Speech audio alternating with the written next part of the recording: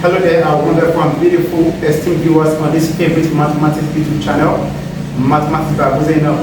That channel is specially created for you and I to come together to demystify mathematics and tackle the age-long phobia associated with this all-important subject, one topic at a time. I wish to appreciate our unreserved appreciation indeed for you to stay tuned all this while. Now, basically we are continuing in our streak of the topic, sequence and series, and today we are continuing deeper in the nth term of an AP with basically two questions to see the extent at which we are studied to prepare ourselves for external examinations. Now, we have looked at the previous videos where we explained the concept of sequence and series. Particularly the last one, we looked at examples on how to apply the formula nth term of an AP. And the major takeaway there is that to get the nth term of an AP, all you need to do is to just vary the common difference coefficient is just a term less than the term being gotten. For example, if you ask to find the 10th term, we are going to be left with 9 as a coefficient of D, and so on and so forth. So in this lesson, we are taking basically two examples to see properly how we are meant to prepare ourselves for examinations. So the question we have here are basically two. The first says, the first three terms of a linear sequence are respectively. Of course, don't forget, linear sequence is another name for arithmetic progression. Are respectively 2k minus 7, k plus 8, and 2k minus 1. You are required to find the 13th term. So essentially, we can derive from this that we are told that the first three terms, that's akin to say first, second, and third term, and they are 2k minus 7, that's the first term as it were. The next term, k plus 8, and the next term, 2k minus 1. These are given as the first three terms of an AP or linear sequence. When you see a question like this in an examination, what comes to mind? What comes to mind? We have to find the 13th term. So that's basically the information we can claim from that question. The first three terms of a linear sequence are 2k minus 7, k plus 8, and 2k minus 1. Find the 13th term. The fact that we are told is a linear sequence, that means it's an AP, should ring a bell. And what's the bell? And we are told that they are the first three terms or consecutive. It is to know the fact that how do we determine an AP? We determine an AP by the common difference. And how do we generate the common difference? By saying the successive terms minus the preceding terms. Meaning the second minus the first must necessarily be equal to the third minus the second. And therein lies the clue in successfully solving this question. So we are told that they are the first three terms. That means it's like the first, second, and third. Remember in our previous video, we did say that the common difference is simply the second term minus the first, which equals the third term minus the second. And that is basically it. So we can now simply say that the second term is k plus 8 minus then. Now, very importantly, when you're working with negative, minus, you must always include the parenthesis. So, this is second minus the first, which must have the same value as the third, 2k minus 1 minus the second. This basically is the concept behind the common difference, since it has been established that they belong to a linear sequence. So, we have k plus 8, then minus 2k plus 7 equals 2k minus 1 minus k minus 8. Now, for emphasis, if for one reason or the other we fail to include this bracket, we are going to be forced to have minus 2k then plus minus 7 still, and that means there's a problem. So it's to show that this minus affects every content in the bracket. So we have here now k minus 2k is minus k plus 15 equals 2k minus k is k minus 9. So from here we have minus k equals to minus 9 minus 15. So minus 2k, minus k rather, is minus 2k. And minus 9 minus 15 is minus 24. Hence, k is equals to 12. K is 12 for that particular question. So even though we are not asked to find k, without k we can't generate the 13th term really. So if k is 12, we cannot go ahead and slot in the values for k to get the real terms of the AP.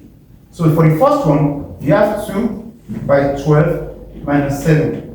This is 27, 24 minus 7, and that is 17, which is the first step. Then the second one there is k, which is 12 plus 8, and that's 20. And the third term there is 2, 12 minus 1. That's 24 minus 1, which is 23. And you can see here indeed that it's an AP because we have a 17 plus 3, 20 plus 3, 23 indeed. This shows indeed that it's an AP with common difference of plus 3. Hence, we can say our A is 17 and our D is plus 3. To now get our 13th term, which by formula is A plus 12D. A is 17, 12, and these are 3. That's 17 plus 36, and that is 53, which is the third term, sorry, the 13th term of this linear sequence. And that's pretty much the solution to this question on further applications of the nth term of our AP. Without wasting time, let's take the last question, which is patterned similarly to this.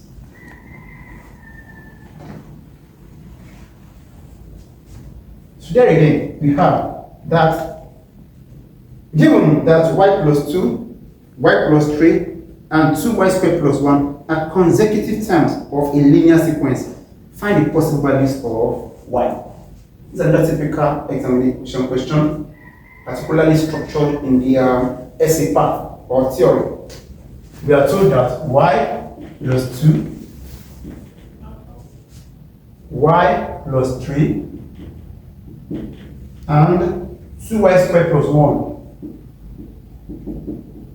are consecutive terms of a linear sequence. That means they are the consecutive terms of an AP. So find the possible values of y. Now, when you see a question where you ask to find the possible values, that means you are expected to have at least an answer. That's the meaning. Is it clear?